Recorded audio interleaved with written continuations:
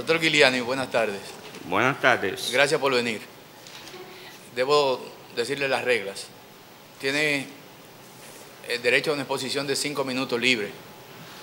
Después de esa exposición, entonces vendrán las preguntas, para lo cual tendrá un minuto flexible para responderlas. Sí, Tiene la palabra. Gracias. Quiero empezar agradeciendo a la composición que encabeza el excelentísimo señor presidente de la República y esa digna labor que vienen haciendo de transparencia, de equidad y sentando un precedente en la escogencia de este tipo o de esta naturaleza de candidato a las altas cortes. Una vez dicho esto, paso a hacer un breve recuento de lo que ha sido mi trayectoria. Yo realmente, mi trayectoria antes de llegar al servicio electoral siempre se desenvolvió en un ejercicio profesional durante más de 20 años, ejerciendo siempre en materia mayormente civil y comercial. Luego, en el 2006, en noviembre del 2006, fui designado juez de la Junta Central Electoral y tuve hasta el octubre del 2010 ejerciendo las funciones de juez de la Junta Central Electoral. Cuando se designaron los jueces por el Senado de la República en el octubre de 2010, quedé sin funciones durante un poco más de un año, porque el nombramiento en el Tribunal Superior Electoral se produjo en diciembre del 2011. En esa fecha asumí funciones públicas por segunda vez en mi carrera y tengo ya 5 años en el Tribunal Superior Electoral administrando justicia. Eso me ha llevado a participar como testigo de primer orden, ejecutando de primer orden, en la campaña del 2008, donde estaba con responsabilidades tanto jurisdiccionales por ser miembro de la Cámara Contenciosa, como responsabilidades en el área administrativa. Hice mis aportes, que inclusive uno de ellos está constitucionalizado, que es el libro de extranjería de la Junta Central Electoral, que fue una iniciativa mía que logré que la mayoría del Pleno de la Junta Central Electoral diera su visto bueno. También otros proyectos en el área como declatar, en el área de declaraciones tardías, que fue aprobado también por el Pleno de la Junta Central Electoral, y así sucesivamente. En el área jurisdiccional, en la Cámara Contenciosa, conformé, después de la resolución 002 del 2009, el primer amparo electoral que se celebró en la República Dominicana. Yo tuve el honor de pertenecer al órgano que dio apertura a esa histórica comparecencia ante los tribunales para proteger los derechos fundamentales electorales de todo ciudadano y de todo miembro de partido político. Y ha sido una ardua labor desde esa primera vez, donde ya el amparo electoral se ha consolidado en la República Dominicana y se mantiene como un baluarte en el aspecto de la protección y las garantías fundamentales de los derechos, no solamente de los ciudadanos, sino también de todos los miembros de los partidos políticos. Dicho esto, no sé cómo estoy de tiempo, paso pues a la disposición de ustedes. También puedo decir que si fuere favorecido con la posición que estoy aspirando, implementaría varias innovaciones que hay que hacer en el Tribunal Superior Electoral. Por ejemplo, hoy día le sale a cualquier ciudadano poder hacer una rectificación de acta en el Tribunal Superior Electoral alrededor de 12.000 pesos, que es un monto que yo me encuentro bastante alto para personas que quizás en algunas ocasiones no ganan esa suma mensualmente. Entonces yo quiero implementar un sistema de un acuerdo interinstitucional con la Junta Central Electoral para ver cómo bajamos los costos de ese procedimiento de rectificación de actas electorales, que podría empezar dando una idea a priori, bajando el costo de lo que cuesta sacar un acta de nacimiento, que es el elemento principal para probar cualquier error. Un acta de nacimiento inextensa cuesta en la Junta Central Electoral hoy día alrededor de 400 pesos. Y así ir examinando todos los costos para bajar ese alto costo que tiene para la ciudadanía sacar hoy día o rectificar un acta de nacimiento, que el registro civil nuestro lamentablemente adolece de demasiados errores que se cometieron mientras el registro civil estuvo en manos de los oficiales del Estado Civil, que dicho sea de paso, fui parte de la solución que se dio del 2006 al 2010 de poner el registro civil a cargo de la Junta Central Electoral en toda su parte administrativa. Pues antes de nosotros llegar a la Junta Central Electoral había un verdadero desorden con las oficialías del Estado Civil y nosotros tuvimos que poner responsabilidad y tomar la determinación de corregir esos entuertos en que se desarrollaba nuestro registro civil. También... El tiempo terminó. Ajá. Si quieres redondear alguna idea, sí, rápidamente. Quiero también trabajar en el aspecto de la capacitación de lo contencioso electoral, porque es notable que en los partidos políticos, en la dirigencia política dominicana, muchas veces no saben ni leer comprensivamente una sentencia del Tribunal Superior Electoral. Entonces hay que hacer acuerdos con las universidades para reforzar los programas, sobre todo de procesal electoral, para que haya un avance y un enriquecimiento en los programas y en la enseñanza y en la experticia y en la especialidad de la materia contenciosa electoral. Muy bien, muchas gracias. ¿Quién inicia? Magistrado Procurador. Gracias, presidente.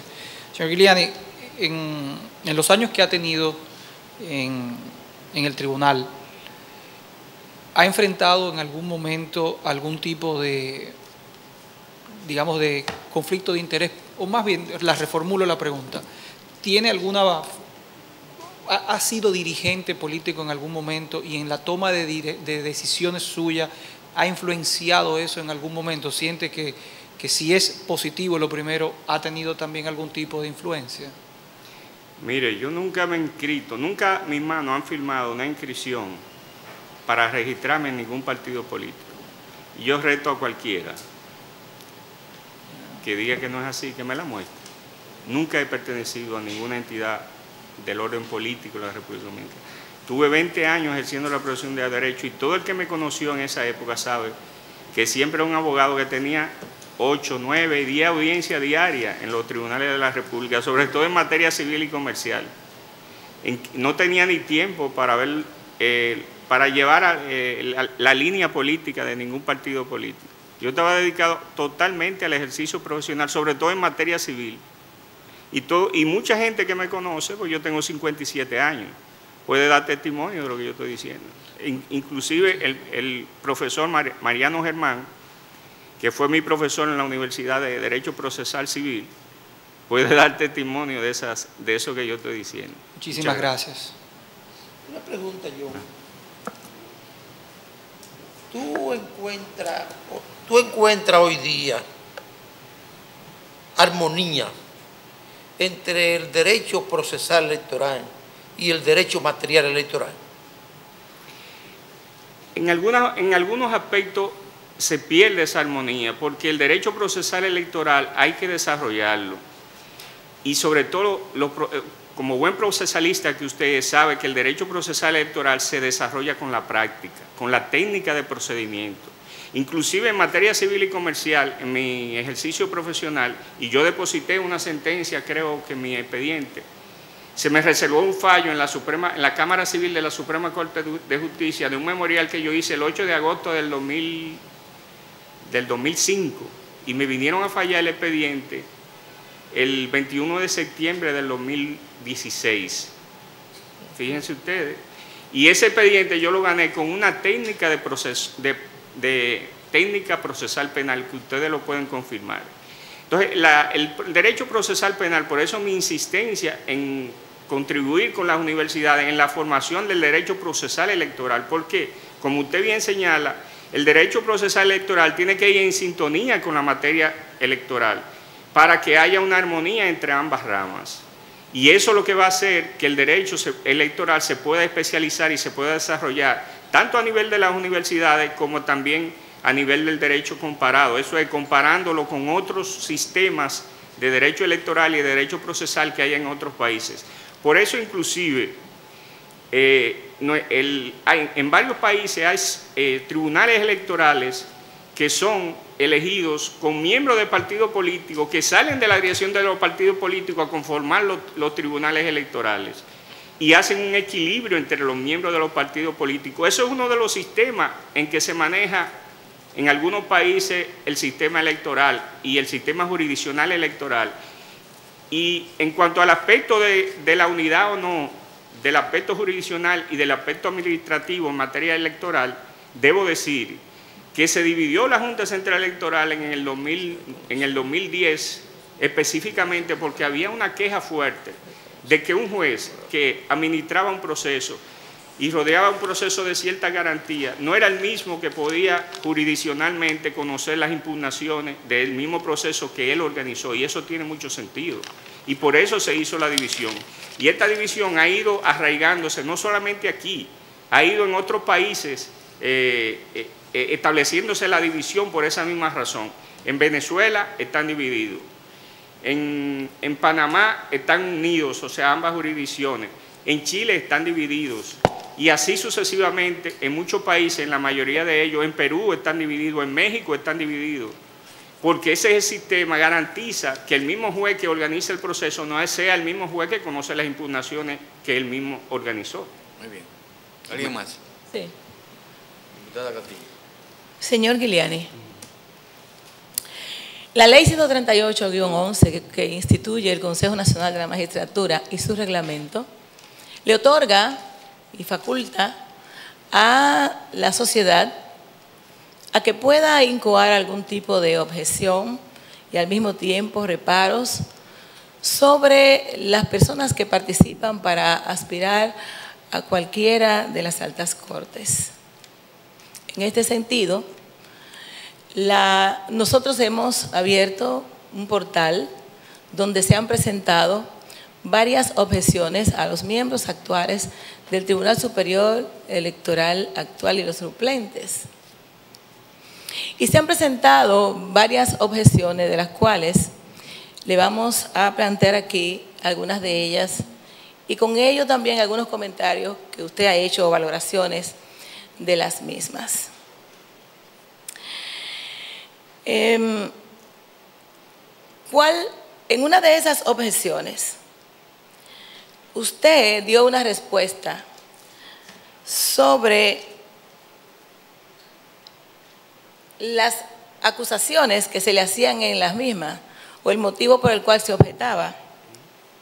Y usted calificó en su respuesta como de farandulera y politiquera las observaciones hechas por los partidos de oposición. ¿Podría usted explicar por qué? Bueno, pues claramente. El Tribunal Superior Electoral, todas las decisiones que ha dado están bien motivadas, coherentemente motivadas.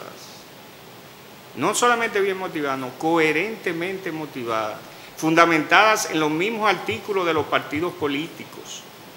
Entonces, cuando usted analiza algo que está fundamentado en los mismos artículos del partido político y aparece una organización diciéndote que se aplicó mal la ley, que debió inadmitirse un caso, necesariamente tiene que ser por una razón que no sea jurídica, tiene que ser por una razón política. Y como estamos en el momento de la elección de los jueces de las altas cortes, inclusive del Tribunal Superior Electoral, ahí entra un aspecto de farándula. Porque cuando usted analiza lo que planteó esa organización, necesariamente usted se da cuenta que no se fue a lo que tenía que irse, que era al analizar el artículo 100 y el artículo 103 de los estatutos de ese partido político, donde no se podía hacer consenso en ese momento, porque solamente había escogido un solo candidato. La dirección nacional no había escogido el otro. Y entonces ellos, en su mismo informe, que lo tengo aquí, lo tengo subrayado inclusive, ellos también critican al Tribunal Superior Electoral diciendo que el tribunal dio demasiadas inadmisiones durante el proceso, en contradicción totalmente de lo que están planteando en la queja o en la objeción. Entonces yo estoy utilizando esos términos porque yo tengo el fundamento en la misma objeción y en la misma observación electoral que ellos hicieron dentro del Tribunal Superior Electoral, que por cierto, le dimos toda la transparencia del mundo. Lo dejamos entrar al Tribunal Superior Electoral porque ahí no hay nada oculto ni nada que se haga tras ningún interés político como se ha querido vender. Déjeme decirle que uno de lo que hay que cambiar en el Tribunal Superior Electoral es el aspecto de que los comunicadores, reformar el departamento comunicacional del Tribunal Superior Electoral para que salgan personas entendidos en la materia a explicar la sentencia que da ese órgano. Porque de no ser así, las partes interesadas políticamente manipulan, tergiversan lo que dice la sentencia y venden ante la opinión pública muchas veces que la decisión es una decisión en tal o cual razón sin serlo. Porque el que lee comprensivamente la sentencia y es abogado se da cuenta que no es así como se está vendiendo. Sí, resulta que de 30 objeciones, 18 cuestionan al actual Tribunal Superior Electoral. Y esas objeciones van en diferentes órdenes en términos particulares, no solamente por la forma, manera y contenido de las sentencias, muchas de las cuales se acusa de que fueron injustas y parcializadas, aun cuando nosotros estamos aspirando como sociedad a elegir jueces impolutos, imparciales, que no tengan compromisos partidarios y que además tengan una vida consona con lo que es la aplicación de la justicia dominicana, la ética y las buenas formas. Ante esta, sí, es para terminar, para hacer la siguiente pregunta. Una de esas objeciones incoadas por esas instituciones hace la pregunta: ¿de qué puede decir usted sobre que supuestamente usted cobraba una pensión en la Junta Central Electoral y al mismo tiempo en el Tribunal Superior, cobraba también en el Tribunal Superior Electoral con sus funciones? Otra, para que la conteste conjuntamente, porque permítame contestar. Si la puede contestar bien, perfecto.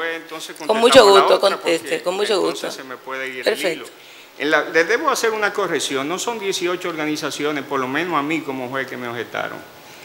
Me objetaron 5, que son Guido Gómez Mazara, Participación Ciudadana, Somos Pueblo, Bartolomé Pujal Suárez, Rafael Menoscar Reynoso, y una que llegó fuera de tiempo, que llegó pasada de las 4 de la tarde y que yo tuve que contestar por internet y muy rápidamente, que hizo el PRM y 7 partidos que firmaron. Entonces, vamos a corregir ese dato primero. Yo le dije, y repito, de 30, 18 objeciones al Tribunal Superior Electoral actual, donde también hay objeciones a su persona en los términos que le he preguntado. Sí, pero yo le estoy haciendo la aclaración que cuanto a mi persona, solamente son estas. Perfecto, entonces conteste. Entonces paso a la otra parte. A la otra parte pasa. Bueno, ¿qué tipo de vínculo tiene usted con el Partido de la Liberación Dominicana? Cuando se dice también en algunas de las objeciones que usted tiene hijos que devengan sueldos de 200,000, 125,000 y 60,000 pesos en diferentes instituciones del Estado. ¿Cuál quiere que le conteste primero? La que usted desee. Primero voy a lo de la Junta. Yo dije aquí que cuando yo salí de octubre del 2010 de la Junta Central Electoral como juez, duré más de un año ejerciendo las funciones de abogado porque no tenía otras funciones. Luego me nombraron, en diciembre del 2011, me nombraron en el Tribunal Superior Electoral. Después de ser nombrado en el Tribunal Superior Electoral, en la misma fecha que el actual presidente de la Junta Central Electoral, el distinguido jurista Julio César Cataño Guzmán, suspendió su pensión, la suspendí yo. la suspendieron otros jueces, voluntariamente. Digo voluntariamente y que fue un ejercicio ético, porque hay otros jueces que todavía la están cobrando. ¿Por qué la están cobrando? Porque el reglamento de la Junta Central Electoral permite que usted pueda cobrar su pensión solamente suspendida cuando usted vuelva a ocupar funciones en la Junta Central Electoral. Eso lo dice el reglamento, eso no lo digo yo. Ahora, como ya le dije, ahora nada más se cuestiona a John Giuliani. ¿Por qué nada más se cuestiona a John Giuliani? Por un interés político. Eso no tiene otra explicación, porque yo vi a ese mismo sector político apoyando al actual presidente de la Junta Central Electoral. Entonces aquí no podemos llevar a la sociedad dominicana a que si tú no eres de mi partido o no simpatizas por mí, tú no sirves. Y a ti yo tengo que evitarte que llegue a cualquier posición porque tú no eres de tal o cual partido. Eso va a llevar a la sociedad dominicana y esa forma de expresión violenta y de descalificación y de epítetos con que se usa contra personas que no se tiene ni una sola prueba de su mala conducta, va a llevar a la sociedad dominicana al caos. Porque hoy somos nosotros, pero mañana quizá puede ser cualquiera de ustedes, que ejerciendo una función pública con dignidad, con transparencia, con decoro, motivando bien la sentencia, que esas sentencias inclusive son objeto de revisión por el Tribunal Constitucional con una mayor cantidad de jueces y son ratificadas todas. Lo que sucede es que si me la fallan en contra es porque son de otra parcela política. No, usted tiene que analizar los argumentos de la sentencia. Y cuando usted me demuestre que los argumentos de la sentencia, usted tiene la razón y yo me equivoqué, como me puedo equivocar como un ser humano, porque soy un ser humano y me puedo equivocar. Cuando usted me demuestra eso, entonces usted está en calidad de emitir un juicio final, pero no antes. Antes no lo puede hacer porque está calumniando de manera olímpica. Entonces usted considera que las... Se me quedó algo sin responderle. Sobre los hijos, pero... sobre los hijos. Mire, yo tengo 4 hijos que son profesionales los 4. Y creo que solamente 2 están en el sector público. Entonces, la que ganan mis hijos en el sector privado o en el sector público es propio de la profesión de ellos, que yo le di una buena educación y una buena formación profesional, y ellos tienen que trabajar donde le ofrezcan trabajo y donde tengan mejor remuneración, como lo hace cualquier persona o cualquier ciudadano. Esa es mi respuesta. Entonces usted resoluta que las objeciones incoadas en su contra todas son falsas. Pero yo lo demostré en los escritos que yo los mandé. Ustedes lo tienen ahí, lo pueden analizar. Ahí está demostrado. Y yo mandé pruebas. Sin embargo, las objeciones en contra mía se hicieron sin pruebas o manipulando cosas que no tenían que ver con el asunto. Sin embargo, yo mandé las pruebas, están ahí, examínenlas. ¿Qué opinión le merece a usted el malestar que ha manifestado gran parte de la población dominicana con relación a lo que ha sido el desempeño de los jueces del actual Tribunal Superior Electoral y las implicaciones que ha habido en función de las críticas suscitadas del recién pasado proceso electoral y la forma en que se administraron las sentencias incoadas por partidos políticos, instituciones y hasta personas independientes con sed de justicia y que sus casos fueran atendidos de manera equitativa e imparcial? Que eso es una cuestión subjetiva lo que usted me está diciendo. Porque hay otras que opinan todo lo contrario. Y quizá la mayoría opine contrario a usted o a lo que usted está diciendo. Entonces, ¿dónde está la evaluación de la encuesta que se hizo para determinar que lo que usted dice es así como usted dice? ¿O es que acaso tenemos que creerle a usted y no le tenemos que creer a la otra persona que opina diferente? Cuando usted dice usted me está personalizando, estamos hablando de las objeciones incoadas por usted. A las personas que opinan en ese sentido. Correctamente. No a usted, porque yo no puedo personalizar esto aquí. Correcto. Y si lo personalicé o lo entendió así, le pido las mayores disculpas. Gracias. Bien. Terminé. Sí.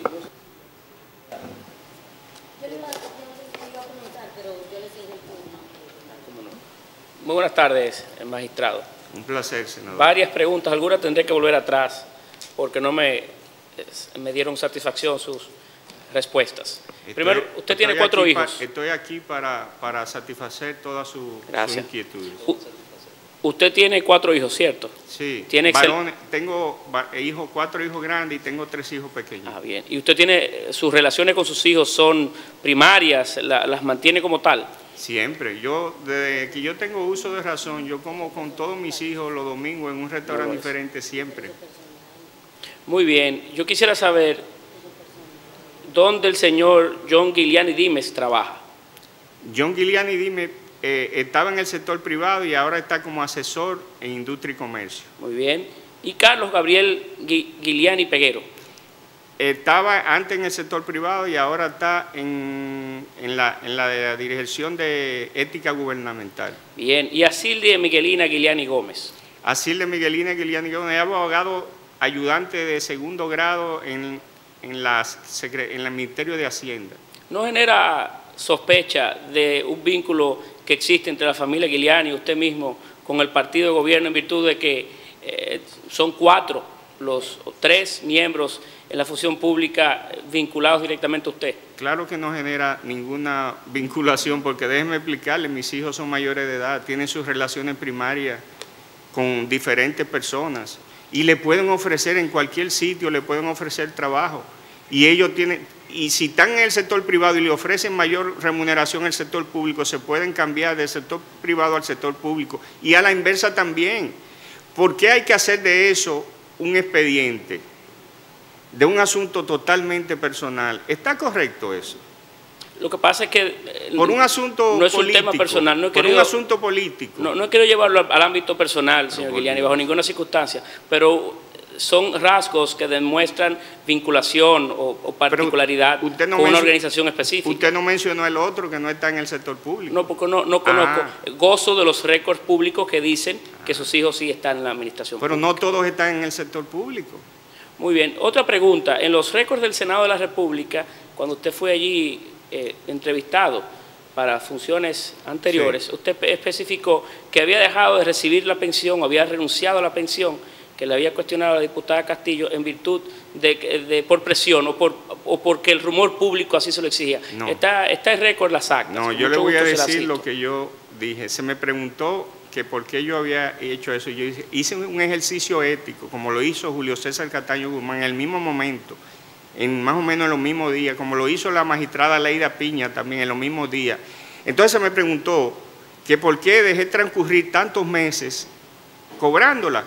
Yo le dije, bueno, lo que pasa es que yo entré al cargo del tribunal y no reparé en esa situación, y cuando el asunto sale en el periódico y yo me entero de la situación y examino la situación y veo que es un asunto que éticamente no está correcto, yo hice la suspensión voluntaria, como lo hicieron mis otros compañeros que ya he mencionado. Y eso es un acto correcto desde mi punto de vista. Aunque legalmente la pudiera seguir cobrando, como hay otros miembros, inclusive de su partido, senador, que la cobran actualmente. Mal hecho. Entonces, cuestiones primero adentro, porque hay miembros de su partido que reciben dinero del Estado actualmente y también cobran la pensión. Yo hice un ejercicio ético y lo hizo Julio César Cataño Guzmán y lo hizo Leida Margarita Piña. En el momento que sale el asunto en el periódico y que reparamos y que analizamos que está mal hecho y que hay que corregirlo y renunciamos y la suspendimos. Y ahí está resuelto el problema. O sea, no hubo una intención en ningún momento de violentar la ley, no obstante que el reglamento no daba la base legal para seguirla cobrando. En relación a sus comentarios, a las respuestas a las objeciones que se le han hecho, yo que soy un farandulero, porque soy parte de un partido que lo objeta a usted, ¿qué garantía pueda usted darme? ¿Qué elemento de confianza puede usted generarme a mí como actor del proceso de que yo acudir a un tribunal en que usted es juez se va a aplicar con justicia y apegado solamente a la ley y no a otros conceptos como esos, que son duros? Solamente tenemos que sentarnos usted y yo, y de todas las sentencias que hemos dado, usted coger la que usted quiera y yo explicarle, considerando por considerando, el fundamento legal de esa sentencia, que no fue medalaganariamente que se dio, que fue fundamentada en derecho, que fue fundamentada en jurisprudencia, inclusive en jurisprudencia de otros países donde se conocen casos electorales de la misma naturaleza. Entonces, si yo fallo un caso fundamentándome en una jurisprudencia, inclusive de Costa Rica, que hay muchísimos casos que se han resuelto en el Tribunal Superior Electoral, fundamentándonos en sentencias de Costa Rica, de España, de Perú, ¿cómo usted puede decir que es un asunto por un asunto político que se está fallando? Si esa misma solución a ese mismo caso se le dio en otra nación, en un asunto similar a ese. Imposible. Ahora, si el abogado que le lleva el caso a usted lo pierde, muchas veces, como hay abogados que han ido allá, que confunden un asunto y llevan un asunto en materia de demanda de nulidad cuando lo que corresponde es garantizar los derechos fundamentales mediante un amparo, y equivocan hasta la forma de llevar el caso al tribunal. Muchas veces piden una cosa y se pasan 2 y 3 horas hablando en un estrado y no tocan un solo punto de lo que deben tocar del meollo del caso. Entonces, yo no tengo la culpa como juez de que eso esté pasando, de que haya una incompetencia de esa naturaleza a nivel de la materia, porque no se están preparando adecuadamente. El juez no puede fallar un caso si no es con justicia rogada en materia electoral. Si usted a mí va al tribunal y no me pide lo que tiene que pedirme de acuerdo a las disposiciones o las normas procesales electorales, yo, aunque lo quiera complacer, no lo puedo complacer, porque yo no me puedo convertir en parte y decirle a usted, mira, tú estás planteando mal el caso, tú tienes que planteármelo de esta forma para que sea exitoso. Yo no puedo hacer eso, porque ahí sí no estaría siendo imparcial. En relación a sus decisiones, yo casi termino, presidente, en sus decisiones diferentes, hay algunas que a mí particularmente me causan cierta preocupación, porque no conozco la base jurídica en virtud del cual se han decidido. Por ejemplo, el artículo 13 de la Ley Orgánica del Tribunal Superior Electoral, que habla de las atribuciones del tribunal, especifica que una de las atribuciones es conocer de los conflictos internos de los partidos. Sin embargo, el párrafo de ese mismo artículo dice que los procesos disciplinarios no son de su competencia. Ustedes han fallado numerosos casos vinculados a procesos disciplinarios llevados a lo interno del partido. ¿En base a qué argumentos legales o basado en qué preceptos de ley ustedes han tomado varias decisiones de diferentes partidos políticos? Eso que usted leyó tiene una excepción jurídica, que la excepción jurídica es si ha habido violaciones a los derechos fundamentales o constitucionales de la persona, o si se le ha violado el debido proceso a esa persona en el sistema de expulsión del partido político. Entonces, cuando el tribunal se da cuenta que sí ha habido violación a derechos fundamentales, y le puedo mencionar un caso donde hubo una violación al artículo 69. Yo puedo leérselo porque no lo leo así. Que fue una gran expulsión que hubo en el PRD al principio, donde se expulsaron a su presidente, se suspendieron y se sancionaron varios dirigentes sin celebrarle un juicio.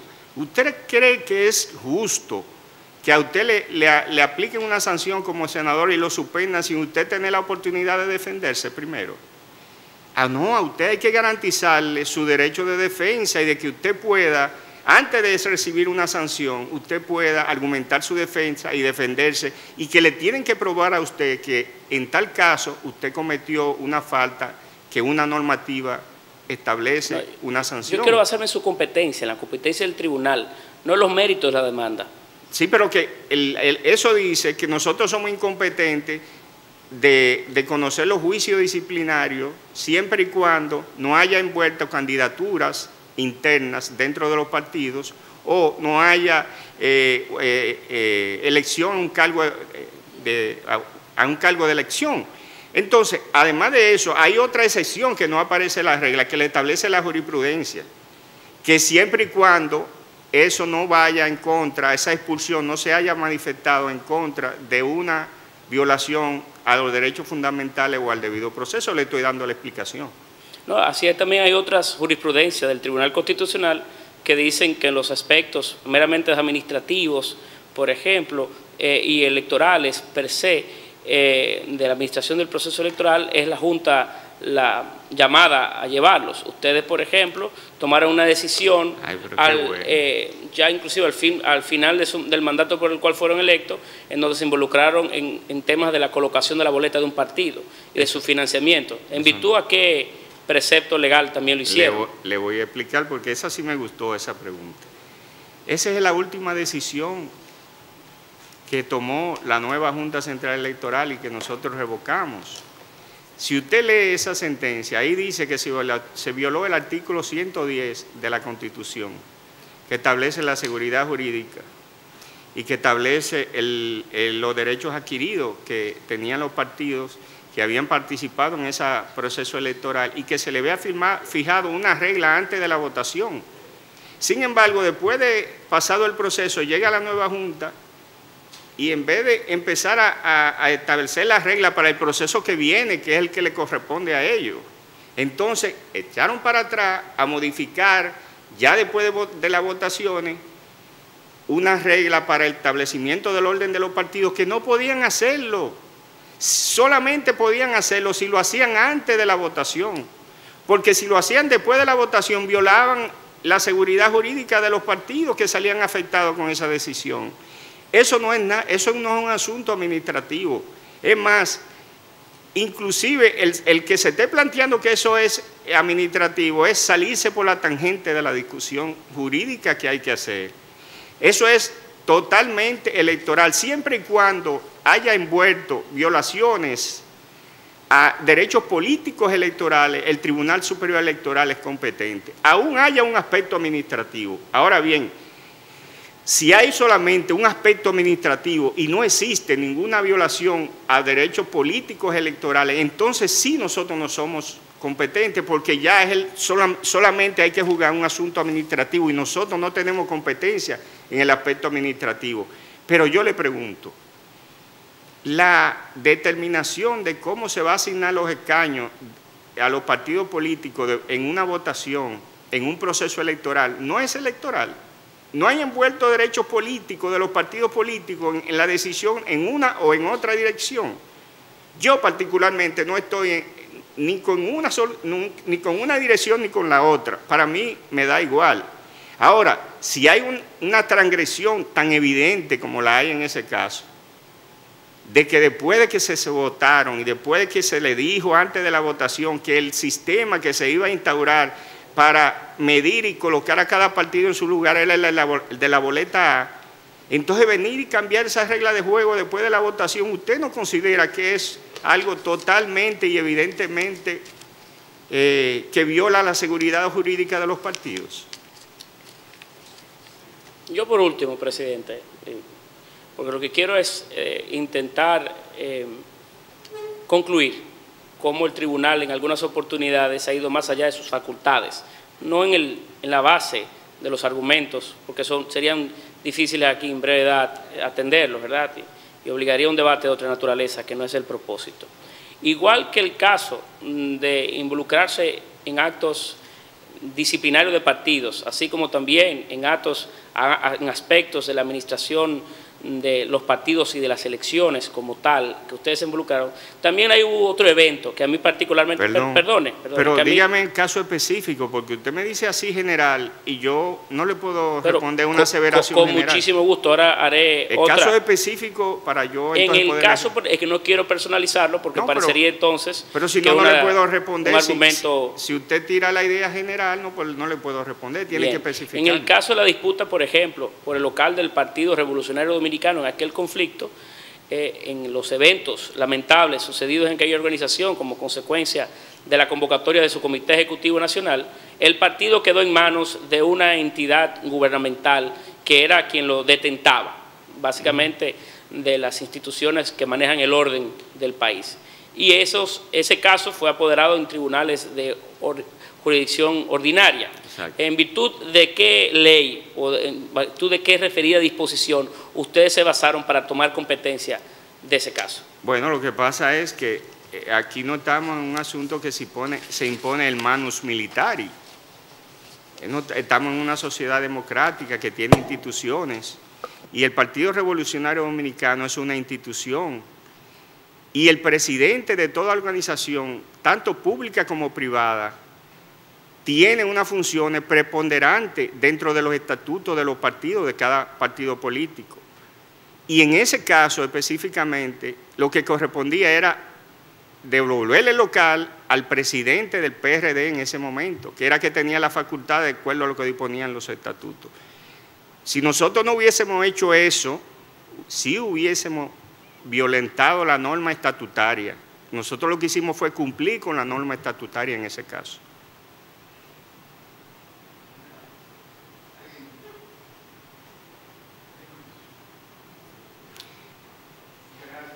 Agradezco la oportunidad porque realmente yo he sufrido mucho, magistrado, distinguido magistrado, viendo que se publica tantas cosas que no se responden a la verdad. Y he tenido que sufrirlo callado. ¿Por qué?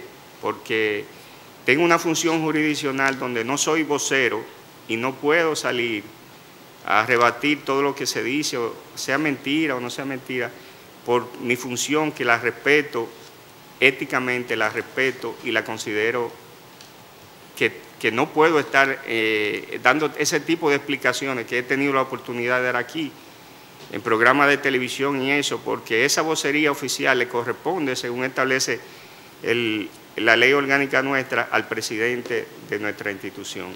Presidente, quiero pedir disculpas si de alguna manera algún elemento personal ha salido de mi intervención. No era el propósito. Mi propósito era buscar demostrar un vínculo que podía existir entre el postulante y el partido de gobierno, pero no tenía intención de dañar. Yo también quiero decir algo, presidente. Aceptada la disculpa. Yo también quiero decir algo. Yo voy a hacer una aclaración, no una disculpa, porque yo creo que este es un proceso de adulto, un proceso normal que establece la democracia en un país como la República Dominicana, donde el Estado de Derecho se toma en consideración y que nosotros somos portadores de esa responsabilidad, donde nosotros estamos cumpliendo con la ley y las preguntas que hacemos aquí y lo que es la valoración de las objeciones que vienen emanadas hasta nuestro espacio de cualquier institución deben ser expuestas aquí sin que esto tenga lugar a crear sensibilidades, ni resquemores, ni tampoco producir estos efectos secundarios, porque somos todos adultos y esto es parte de todo nuestro trabajo. Sí, déjeme decir algo, si usted me lo permite. Yo creo en la disensión, yo creo en la crítica particularmente, y creo que es positiva para la sociedad. Ahora, lo que no se puede es, si usted no tiene prueba de algo, tirar una idea general así que la gente se la crea y que muchas veces pueda afectar la honra de alguien. Si usted hablando sin ningún tipo de prueba, de mí se han dicho demasiadas cosas que no son verdad, y ustedes lo pueden comprobar en la respuesta que yo mandé con prueba al Consejo Nacional de la Magistratura. Pero a mí me gusta la disensión, pero con altura, sin epítetos, sin insultos, sin rebajar el debate. Porque si yo le contesto a alguien que me está insultando, la única forma de yo contestarle a esa persona es insultándolo también. Y a mí no me gusta el caos. ¿Usted considera que esas instituciones lo han insultado? Ya terminamos la pregunta. ¿Considera que lo han insultado esas instituciones? No, instituciones no, personas y personajes de partidos políticos. John, okay. Tú has defendido todo lo que te han dicho y no lo has defendido de manera decompuesta. Y eso es tu derecho. Exacto. Y cualquier molestia que tú sientas te pedimos excusa, porque nosotros no vinimos aquí a que nadie se sienta mal. No, porque la molestia que yo he manifestado finalmente quiero decir algo a favor tuyo. Todas las decisiones que emanen del Tribunal Superior Electoral, aún después de vencido su tiempo, son legales, que ya lo han dicho 2 veces. El artículo 275 de la Constitución establece que los miembros que son designados en los órganos permanecerán en el mismo hasta tanto se juramenten los sustitutos. Así es. Y hasta que eso no ocurra, todos sus actos son legales. Buenas noches, John, y muchas gracias. Gracias por la oportunidad. Bye. Una pausa de 10 minutos.